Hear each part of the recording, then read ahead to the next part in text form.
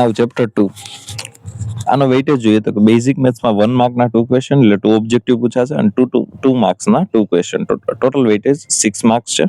Standard મેથ્સમાં 1 માર્કના 3 question એટલે 3 objective પૂછાશે, 3 માર્કના 2 question એટલે કે 6 માર્ક. ટોટલ વેઇટેજ 9 છે. આ ચેપ્ટર સ્મોલર છે બટ આનો વેઇટેજ ચેપ્ટરના અકોર્ડિંગ ટુ બહુ વધારે લાર્જર છે. બરાબર છે. આ બે માટે ઇમ્પોર્ટન્ટ છે.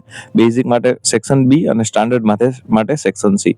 આજે તમારી ફર્સ્ટ એક્સરસાઇઝ છે બેઝિકલી. બરાબર છે. એ તમને mostly objective point of view છે એમાંથી પૂછાય છે. આપણે એ જોવાનું છે કે થિયરીમાંથી કયા ક્વેશ્ચન પૂછાય છે. બરાબર છે. તો આપણે ડિરેક્ટલી સેકન્ડ એક્સરસાઇઝ ઉપર જશું.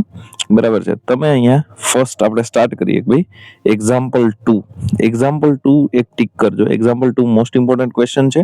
બરાબર છે. March 2022 as well as March 2024 માં પૂછેલો છે. હા, બેઝિક મેથ્સમાં ઘણી વખત આ ક્વેશ્ચનમાં ઝીરોઝ જે છે એ વેરીફાઈ કરવાનું નહીં કે એટલે ક્વેશ્ચન પ્રોપરલી રીડ કરવો આ ચેપ્ટરનો. બરાબર છે. ખાલી તમને ઝીરોઝ ફાઇન્ડ કરવાનું કીધું હોય તો ઝીરોઝ ફાઇન્ડ કરવાના, વેરીફાઈ કરવાનું ન કીધું હોય તો વેરીફાઈ નથી કરવાના. એના પછી આપણે જઈએ તો એક્ઝામ્પલ 4 એ બી મોસ્ટ ઇમ્પોર્ટન્ટ ક્વેશ્ચન છે. બરાબર છે. એ માર્ચ 2022, જૂન 2024 અને માર્ચ 2025 3 વખત પૂછેલો છે. બરાબર છે. એના પછી આપણે એક્સરસાઇઝમાં જઈએ. બરાબર છે.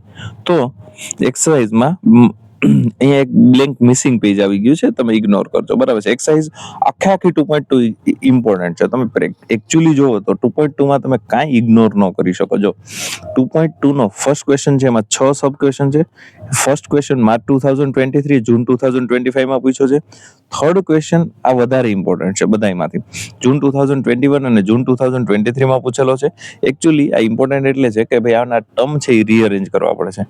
ફોર્થ ક્વેશ્ચન જે છે એ જૂન 2024 માં પૂછેલો છે. આ ફિફ્થ ક્વેશ્ચન છે એના જેવા ઓલરેડી 2 કે 3 ક્વેશ્ચન આ 15 ની જગ્યાએ નંબર ચેન્જ કરીને પૂછેલા છે, બટ એઝ ઇટ ઇઝ જૂન 2024 માં પૂછેલો છે.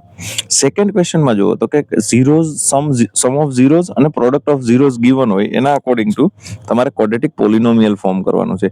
એનો ફર્સ્ટ ક્વેશ્ચન માર્ચ 2023 માં પૂછેલો છે. Second March 2022 as well as June 2025 માં પૂછેલો છે. થર્ડ જૂન 2025 માં.